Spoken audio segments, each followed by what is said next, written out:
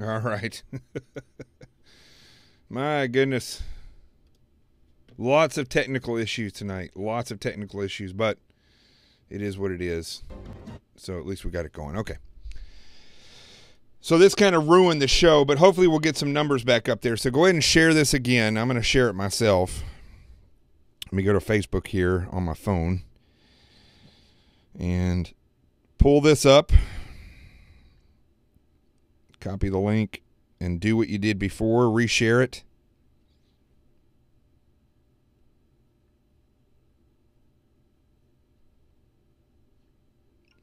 Hopefully this won't be choppy now.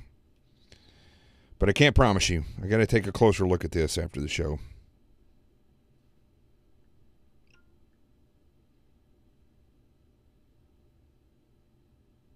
So I just put part 2 up there.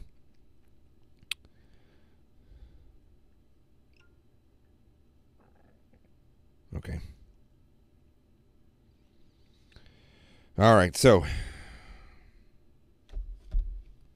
frustrating as it is, let's go ahead and move forward. We've dropped down from almost 200 down to 70 viewers. That's frustrating. And on Twitter, same amount. Interesting. Okay, here we go. We're back.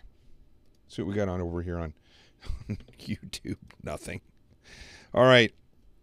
I was hoping to cover this when I had a whole bunch of people in here, so I might end up talking about this a little bit more tomorrow. But it appears that, let me pull this up here real quick. Well, first off, before I get into the military stuff, okay, I got to say that I think President Trump's spirit about having a strong military is 100% correct. I think that our military should be the strongest in the world. If they're going to go around this is what's interesting about how people want to see things, right? They want to say that it's very important for us to be the strong, that we're, the strongest world power when it comes to trade, that, which I'm learning a lot about trade, bilateral versus multilateral stuff. We'll talk about that maybe tomorrow. But what is interesting, what I'm starting to find out now, is I look at the military further and further, and I, like all veterans, have had complaints about the military and the way it was ran. That's what, that's who we are. That's what we do. We think outside the box in the military. That's what we do. So when you're sitting around the platoon hut or whatever you guys might call it in the Air Force or wherever else you may be, and you're sitting around saying, this is just not the best way that this could be done. It could be done way better in many more different ways than this. So a lot of the times you're right. And the fact is you're thinking outside the box, although you don't have the budgets that you have to think about when you're coming up with these solutions. But what I found oftentimes, which was very interesting, was that the majority of people that welcome Robert Matthey, it says you've never seen this show before, so welcome. So if you, I don't know if you're a vet or not. If you are, you might like this conversation. So, the thing is, when you're thinking outside the box, especially as a veteran, you're not looking at what is going to be the most expensive and biggest piece of technology. You're really looking at what is going to get the job done the way you were trained, in the most efficient manner, using standard operating procedures, seeking out the best way to do something, and saving money. That's what we're taught to do in the military. So when you have a bunch of guys sitting around a platoon hut or a squadron, if you're in the Air Force or whatever, and you're sitting around, you're saying, we should be doing it this way and this way, and you can't understand why. Well, it's, probably the same reason why people in hospitals sit around and say, I don't understand this policy. It makes no sense to me. That's because the people at the top of hospitals know the least about medicine. And the people, believe it or not, I know this is hard for people to believe, but those at the top of the DOD know the least about war fighting. They know the most about politics. They know politicking, and they know how to incorporate diplomacy in with war fighting. They know how to appease a president. They know how to do all these things. But what they don't know, by and large, is war fighting. And you also have people who rose up through the ranks in a very specific area of the military But they may, once they make it to a certain rank, be put over a whole nother area of the military. And what happens when you do that is that you basically are putting somebody who is not educated in warfighting from that perspective, and they will put them over that. You see, there's no other business, no other entity in the world except for the government where they do that. You may have people in law enforcement that, they worked in internal affairs, for instance, investigating other cops for 15 years, and all of a sudden they make lieutenant and they put them on the street working with other cops. I've seen that happen before. You may have political appointees that are over, like Secretary of Defense or, for instance, the FBI. This is the third director of the FBI with zero experience as a special agent in the FBI. That just makes no sense to me. So when we look at the military, what we're seeing here is, in the case of the Army, where in order to get their numbers up for recruitment, they're now going to allow people with post-traumatic stress disorder, not PTSD, bipolar disorder, people who cut themselves, and people who've done drugs. They're now going to be allowed, people who've had addictions such as alcohol or to drugs. The Army says they're now going to allow those people in. Now, as I talked about yesterday, I believe that's just a subversive tactic. I think the DOD has been completely subverted, and they're trying to weaken the military.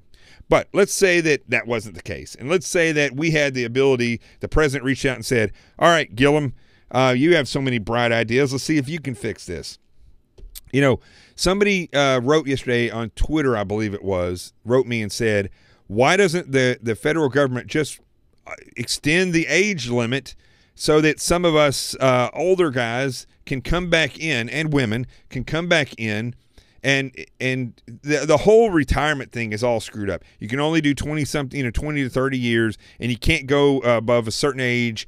And the reality is, I think it's pretty much it's shown that people who go into their 60s in the military are still doing their job.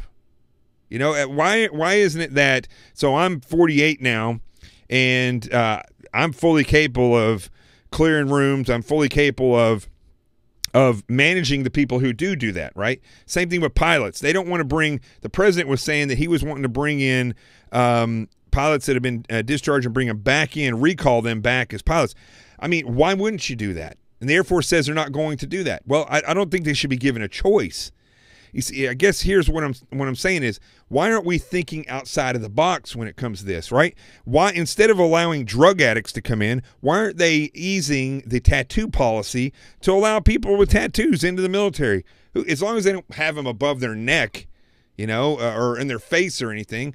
I don't care if somebody's got tattoos. Everybody's got tattoos now. Why are they discriminating against people who have tattoos, but they're going to allow people who have bipolar disorder, which can be medically dependent and sure as heck is going to cause problems wherever you're at? I know, because I've been around bipolar people, and it is it's an argument waiting to happen. It's going to break down morale and everything. That alone, with people so stressed out they have a infinity to cut themselves, and you're going to allow that into the military. It doesn't make any sense. Let the people who have tattoos into the military, first and foremost. Secondly, why aren't you giving the opportunity for people who've already been a pilot? Let them come back in. Okay, the people who are full-time and been there for 20, or 10 years or whatever, and they're actively in the training pipeline or actively in deployment, let them continue to do it in that fashion.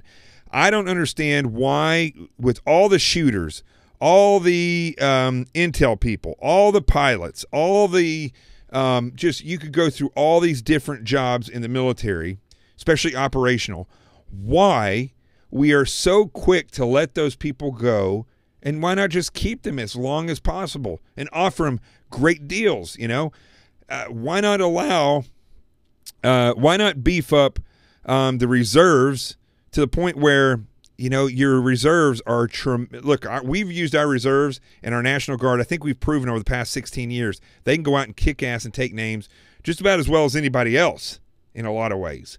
So we should be looking at these things very closely and not just assuming that we have to open the floodgates to new broken people when we have a whole host of individuals who are still trained, who still have knowledge. Like, for instance, criminal investigative division. You have guys like myself who've been in special forces and a cop, and I haven't been in either one for 5 years now. But I still have the skill sets. Why not give me the opportunity to come in and work, either part-time or whatever, facilitating that type of thing, or running a training, like our training in the SEAL teams. You'll do land warfare for this period of time. You'll do close quarters combat for that period of time. You'll do diving for that period of time. Why not just get rid of all the SEALs that are in training and put them into platoons and bring older frogs and give part-time military where they come in and they get all the benefits, and they literally could work and run training until they literally die.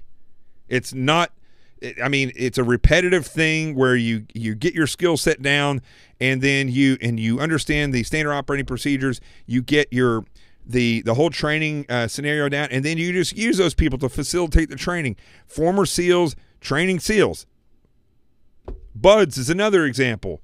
Why aren't those former SEALs running? They only have a certain amount of classes a year. Bring those individuals in and let them run it. Put those people back in to the system. Same thing with pilots. All the pilots that they use for training and to do all these different things and running squadrons, they should all be flying. So I'm just starting to think outside the box. There's a lot of different things that you can do, a lot of different ways that you could do it. But what I don't see are the different branches of the military thinking outside the box. For another instance, why are there recruiting stations all over the place, and each branch of the military has their own budget? Why is that? Why isn't there DOD recruiters, right? And you could hire people who've retired, bring them back in part-time, pay them a pension, give them the benefits, and let them wear a uniform and recruit. I've seen former Marines in uniform that look just as impressive as a Marine, active duty Marine, and by and large, those who've been in civilians for a little bit can talk to the civilians much better than those who are active duty. Why is a Marine in recruiting anyway? Why wouldn't they? A lot of these duty stations where men and women get to go for a period of time really are and could be done by people who've retired already by giving them a part-time job. Seriously. I mean, there's just different ways that we could think outside the box. I don't see it. I don't see it at all. I also don't understand the budgets and putting people in the NFL and doing all these different things. I mean, I just, there's so many different ways we could be spending our money and time. And also, we need to start going back through, as I've said before, and looking at all these generals and admirals, how they came to rank. I know somebody who knows somebody who was one of the not inventors of GPS. Maybe he was one of the inventors of GPS, but he implemented GPS into the military and how it's all used. Anyway, that guy rose to the level of admiral because of that, primarily because of that. He was not a warfighter, nothing like that. Once you get to that level, though, now you may be in charge of operations in a war zone. I don't think that should be the case. I don't think people should be elevated to the level of command staff and where they're able to command troops that they never worked under. They never been trained in. I don't understand. I don't get it. It doesn't make any sense to me. And I think these are ways that they could go and start thinking outside the box. And I don't have all the answers here, but I do know that it's not being done the right way. Now, if you're a veteran and you have ideas, feel free to email me or direct message me or tweet it out or whatever you want to do, and I'll eventually see those things, and we can talk about this longer. I don't have all the answers. What I'm saying, though, is, like, for instance, with the reserves and the SEAL teams, I do know this. You go in the reserves. It's one of the reasons why I never went in the reserves. I can't afford to leave for a year. because after a certain amount of time in the reserves, in the SEAL teams, you're going to have to deploy for a year. And quite frankly, if you're in certain, like you're in media and you leave for a year, you've become irrelevant. Within 4 months, you become irrelevant. So it's unrealistic to ask that of people. But on the other hand, why? Why do we need that? You can have reserve forces that train more. You know, they train like 2 weeks out of the 2 weekends out of the year instead of 1 weekend, and that go away for 1 month a year. That's realistic. And then if in the case of war, they could be rotated in and out 1 month at a time, 3 times in a year, something like that, or 2 months, whatever. The reality is, a lot of the stuff that we do in the military is based on what those inside the DOD think that reserves should do, instead of having people on the outside with a realistic vision of what being a civilian is all about, and trying to incorporate them with the training back into the system in a way that doesn't injure their life, not the lifestyle, but their life on the outside. So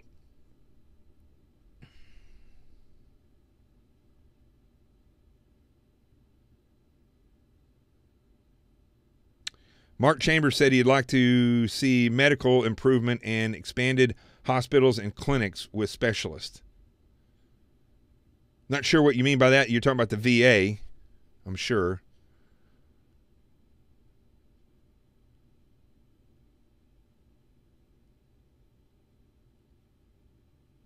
Thank you, Jennifer. Says more good ideas have come out of this show than have come out of Congress all year.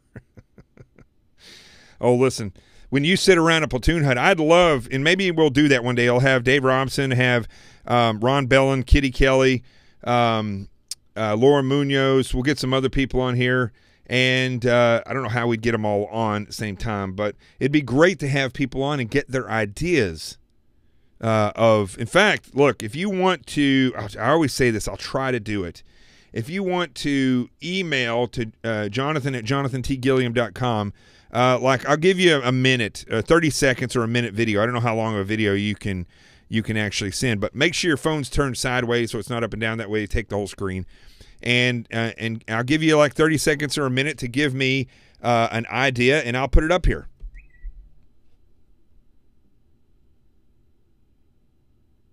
So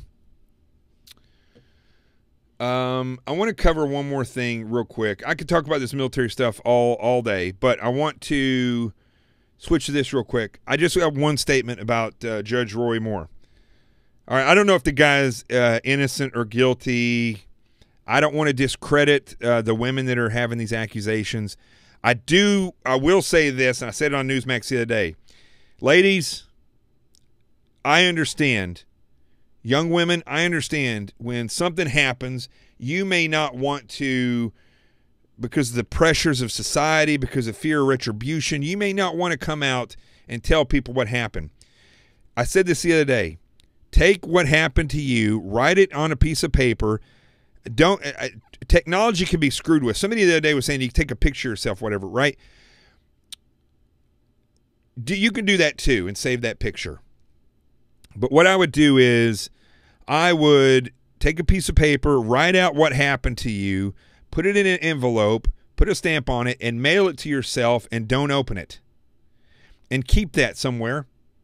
And that way, 40 years later, if something happens, you can open that envelope, or you don't even open it. You just give it to somebody in the media and say, open that envelope. It's dated by the post office, and there's going to be stuff in there about this person that did this to me 40 years ago. Now, at that point, it's easier for you to explain why you waited. And I understand sometimes people wait, and they wait until they weren't even thinking about it. And 40 years later, somebody rises to prominence, and they say, hold on a second, this person has an underlying issue in their lifestyle, and this is why. Okay, so that you stand up, you're an adult now, you're mature, you've let times pass where you're not afraid, and you go out and you say what you have to say. I get it. This way you'll have more credibility if that happens, okay? I'm just trying to help you in the court of public opinion here. Also, a court of law. there is no statute of limitations on rape. So if you were raped, you put that in there. 40 years later, you hand that to somebody in law enforcement or in the press, and they open it. You literally have a piece of evidence from 40 years ago. So that's one thing. I said that the other day. I want to reiterate that. But the other thing is, don't go out and hire Gloria Allred. Because just like having an envelope that actually says something from 40 years ago, if you have Gloria Allred as your representative, your credibility has just taken a huge hit. It's like trying to tell a cop when you're drunk at a bar that that person hit you first. It may be true. It may be absolutely true that you may have just been sitting there talking to people and all of a sudden somebody comes up and clocks you. But you've both been drinking. You get it. Then you start rolling around. The cops come up. They break it up. You both go to jail. You're like, why am I going to jail? I was sitting there having a drink. I got clocked by that person. Well, if you're drinking, your credibility goes to zero. If you go out and you hire that weirdo leech, Gloria Allred, or her daughter, your credibility is taking a massive, massive, massive hit. And in the case of Roy Moore, the fact that I see Gloria Allred covering some of these women, I'm not saying I side with him, but I'm saying your credibility is injured. That's a fact.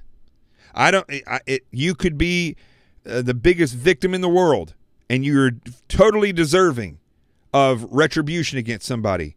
But if you go out and you hire somebody like Gloria Allred, who is a leech that latches onto these women who've been injured, and then not just latches onto the women, but she also latches on to the situations to exploit the people that are being falsely accused quite often, your credibility is gone. Now, a lot of people, like Elizabeth, is calling bull stuff on all of it. But let me play you something. I'm going to say something here that bothered me tremendously when Sean Hannity was interviewing Roy Moore the other day. I'm going to play it real quick, and I want you to hear this. In your life, let me ask you this. You do remember these girls. Would it be unusual for you as a 32-year-old guy to have dated a woman as young as 17? That would be a, 15-year difference, or a girl 18. Do you remember dating girls that young at that time? Not generally, no. If I did, I'm not going to dispute anything, but I don't remember anything like that. But, okay. I have a problem with that statement. I'm going to play it one more time. That time in your life, let me ask you this. You do remember these girls. Would it be unusual for you as a 32-year-old guy to have dated a woman as young as 17? That would be a, 15-year difference, or a girl 18. Do you remember dating girls that young at that time? Not generally, no. If I did, I'm not going to dispute anything, but I don't remember anything like that. But you I have a problem with this. Specifically remember having any girlfriend that was in her late teens even at that time? I don't remember that, and I don't remember ever dating any girl without the permission of her mother. And okay. In her statement, she said that her mother actually encouraged her to go. This has got bad stuff all over. Now, I know a lot of you are thinking, and I know for a fact that this stuff happens all the time, where people are blackmailed for the right reason, for the wrong reasons, and this happens in college a lot, for instance, where somebody was not raped, but they say they were. It happens. You can't say that it doesn't. But also, there are times when popular people or somebody in a position of prominence has done something, and they get called out on it. Okay, so it's on both sides of the house here. I know that people don't want to rush to judgment on this, and there's no legal basis right now where we can prove one way or the other. But, as Jennifer's saying, he's a creep or a former creep, but is that rape? No, I'm not saying it's rape. But what I am saying is, just like I was saying a minute ago about Gloria Allred, I'm trying to get everybody to look at things from a neutral standpoint. That's the way we have to start looking at stuff. Because remember, stuff gets twisted, narratives get put out there all the time. Just like I was saying a second ago, women, if you have something happen to you, with a prominent figure and you go out and you hire Gloria Allred or her weirdo daughter, you lose credibility in the public's eye. Instantly. Well, I've dealt with enough criminals in my career to know that when they answer a question, not that I remember or no, not really, then there's a problem. There's a loss of credibility. I interviewed a guy one time. I don't know why I may have told this story before, but just walking up to the individual's house, I felt like something was strange. And he did act strange. He was a complainant, actually, saying he was a victim of an incident that happened. I can't go into the details of that. But when I sat down with him, I looked at my partner, and I said, before we walked in, I said, I got to ask this guy a question about this. So I asked him, I said, have you ever done anything inappropriate with a child that's underage? And his response was, no, not that I can remember. And I was shocked by that response because I looked at him and I said, not that you can remember. I can guarantee you if I was ever accused of doing anything inappropriate with a child, the words that would come out of my mouth were no. And I don't know why you're asking me, and quite frankly, it's insulting. This would be the end of that interview because I'm going to entertain this nonsense. You know, it would have been something like that because I would have been pissed. This guy, not only was he not pissed, he said, no, not that I can remember. All right. So when I hear Judge Roy Moore say this, what goes off in my brain, I don't know if he's guilty or not guilty, but I do know that he's doing two things. He is playing dumb, and he's also trying to justify any relationship with young women with that huge gap in age because their moms said they could go out with them. So, in other words, what I'm saying is, just like I'm saying women that go out and get Gloria Allred and their credibility is shot, well, when Roy Moore says this type of stuff, his credibility is also shot. And that was I waited, and I didn't even listen to this interview until last night. And I'm not going to lie to you. I got shivered. It creeped me out when he said that. So remember, folks, before you defend somebody in an argument, the best thing you could probably say is, I think it's best we wait and see what happens. The evidence is not out. That's the absolute truth. I can't pass judgment on Roy Moore. I can't pass judgment on some of these women. But what I can say is that I take it all very seriously. And I know the reality is that we'll probably never know the full truth because the evidence is not there. And it's going to be one word against another word. But I can say in both cases that there's been a hit to credibility in both cases. One, because we don't make it. It should be standard for all women to know this. I wish I could get this message to every woman in the United States. If something happens to you, write it down, put it in an envelope, and send it to yourself so that you have some evidence years later. Don't open it, leave it sealed. And the other thing is, message to bad people that do bad things. I hate to tell you this, but you will always confess. It may not be a direct confession, say, I did it, but there are certain key words, and I've been through statement analysis course in the FBI. There are certain key words and phrases and things that you say where your guilt is going to be known. And the rest of us have to stay neutral, identify those things, and then I'm not going to say let the cards fall where they may, but unfortunately in this circumstance, you are not going to have any winners, I have a feeling.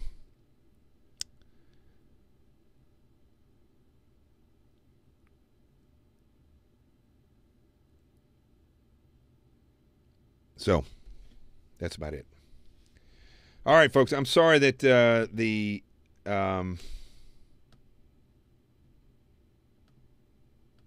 that had so many problems tonight. I don't know what the deal was, but I rebooted it, and it looks like it's a little bit better. And Mark Chambers said he needs a beer.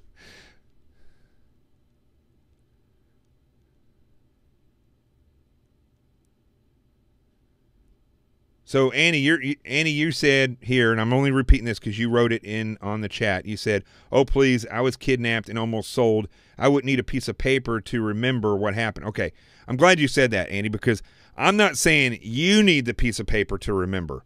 What I'm saying is, 40 years later, when you make accusations, and there's been ones that have been true, and there's been ones that haven't. That not even 40 years later, sometimes it's months afterwards, because the person was not in the right circumstances to come out and say, this happened to me. Maybe you're in a job and somebody touches you inappropriately, but you know that whistleblowing can be a problem. You could take that, write it on a piece of paper, seal it, put a stamp on it, and take it to the post office where it's going to be postmarked for a certain date. Then you hold that in your drawer, and if it happens to you again, and it happens to you again, you can say 3 times, this is what's happened. And you can even get witnesses to sign that it happened on those dates. The paper is not for you to remember. The paper is so that you have some type of evidence years later to say, this is what happened. You don't open that. You give it to whoever, a reporter, you give it to a police officer, they open it. When they look at it, it is untouched. And, I mean, imagine if this girl had done that 40 years ago, handed this to the police or handed this to the press, and the press said, yes, we opened the letter. It had not been opened in 40 years, and it said, Roy Moore molested me. Well, I mean, now you're not dealing with a woman that's 40 years older. You're actually literally dealing with a young woman that was 14 years old that had written a note to herself. You see what I'm saying? This should be commonplace. We should be telling our young women and individuals in work and so on and so forth that if you are having problems, this is an alternative to do. I'm not saying it's the end-all be-all, but you should be doing something like this instead of just sitting there and being frozen. Why do I? And I'm not coming down on you. What I'm saying is, I'm giving you tools to be empowered, because I want our young people who have things like this happen to them to have a secret piece of evidence, to have a secret sword. So later on, if they get the opportunity, imagine Corey Haim, all these times when this stuff happened, if he had kept this on some type of a form where he could have folded it and him and Corey Feldman signed it together and sent it. I mean, they could have had all these things, naming all these people. Now we're looking at this years later saying, okay, Corey's saying this stuff, but is there real evidence of this? So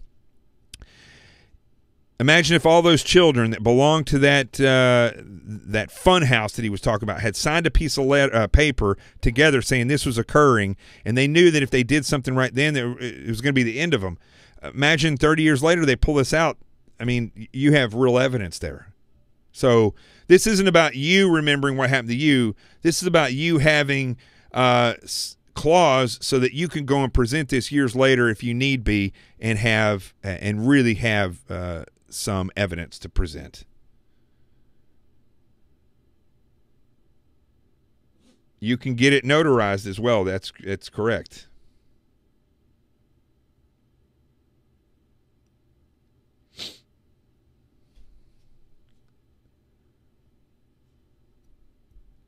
So again, I'm going to say this because people keep coming up with excuses why not to do this.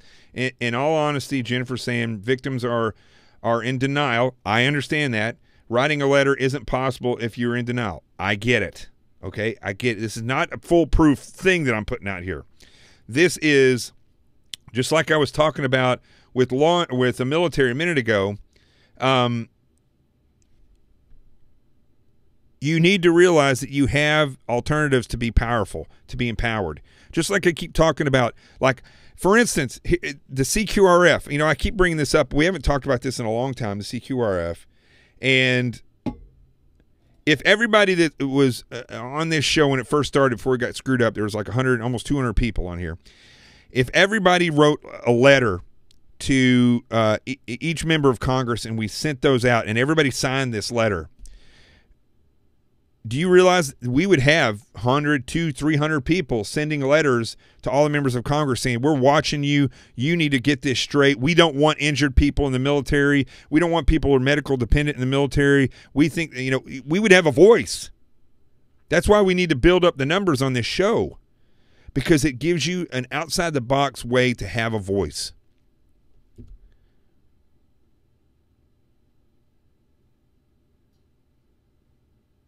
So,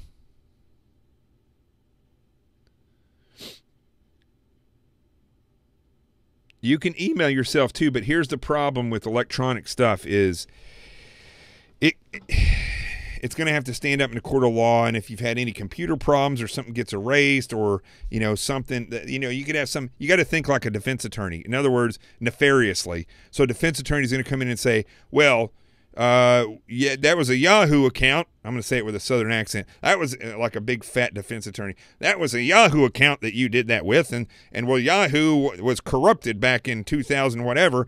And, maybe somebody had access to your computer to change that. Well, now you're going to have to prove that. Better just to do it with the old U.S. mail. Okay. I think that's enough on that. We got to start getting powerful. All right. Let's go to the truth zone. I'm going to get out of here. This has been too much. It's been too long of a show with too many problems tonight. So let's do that. Stand by. How many of you are prepared for an incident like this? Get my new book, Sheep No More, The Art of Awareness and Attack Survival, and I will teach you to think like an attacker so you can truly defend yourself. Don't just react, act. Available for pre-order now on Amazon and Barnes & Noble. Sheep No More.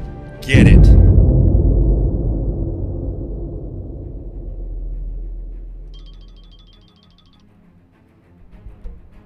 Emails and texts, always when I'm starting a show. All right. Here's the gist of this show. All right, there's part one. This is part two because of technical issues. Here's the deal. Whether it's thinking outside the box or whether it's looking at our politicians for who they actually really are, I find it very interesting that people continue to say how smart Jeff Sessions is, yet he can't remember a meeting that he had less than a year ago with a Russian ambassador. I find it very interesting that politicians will sit in front of TV, in front of the American people, and say they're going to go after Hillary Clinton, but only after we do this review to see if there's a case. And then 6 months later, after they've questioned her, after they've gotten all the evidence, they need to have another review. And then 6 months later, another review, just to make sure. I find it very interesting that the military, which is supposed to be the most efficient and powerful fighting machine and force in the world, the United States American military, I find it very interesting how they are now trying to recruit people who are broken. People who are medically dependent, like transgender, people who have psychological problems like cutters, bipolar, and substance abuse problems, and they're trying to get those people in there, not by one or two, by the thousands. I find it very interesting that whenever a politician is getting ready to at this critical stage of election, that all of these individuals come out and decide to do the right thing. I think there's better ways of doing that. And I find it very interesting that they always seem to hire somebody who is a very liberal individual, Gloria Allred and her daughter, that are primarily operatives for the Democratic Party. I find that very interesting. In all these cases, what I find is that the more Americans that I talk to and the more cross-section of the country that I meet, the more realistic understanding, solutions, ideas, the more of that I actually see. The American people are not stupid. They're lazy. They're lazy in comfort. They're addicted to comfort. They're free and they were born into freedom. And so what we have, this problem that we have is more than ever, Americans are aware of what's happening. Americans see what's happening. Americans understand what's happening, but they refuse to come together and stand against those forces. If I find out that that woman at 14 years old was molested by Judge Moore, I mean, you're going to see a hurricane come down on that guy. But we don't have that evidence. And the same thing with with her. If I see that she is fake, you're going to see a hurricane come down on her and Gloria Allred. But we have no real way to prove that. The military, if I find, I think we already have evidence, but if we can find evidence that the military is trying to bring in broken people to weaken the military, we should bring a hurricane down on them. But I don't know if we will. Again, as always, all these things will be easier if we work together, if we don't look towards conspiracy theories, if we don't jump to convict people in the court of public opinion, and if we look for realistic solutions, standing together as one free nation. I'm Jonathan Gillum. Old Rico's laying down over there. I will see you tomorrow, this place, same time, on The Experts. The truth has arrived.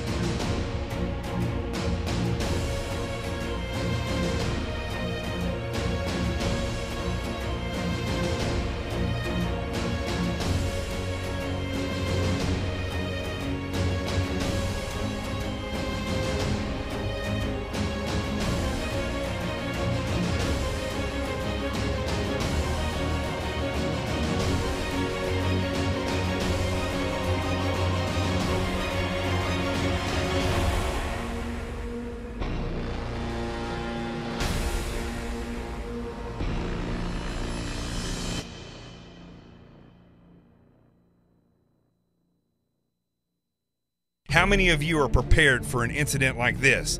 Get my new book, Sheep No More, The Art of Awareness and Attack Survival, and I will teach you to think like an attacker so you can truly defend yourself. Don't just react, act. Available for pre-order now on Amazon and Barnes & Noble. Sheep No More. Get it.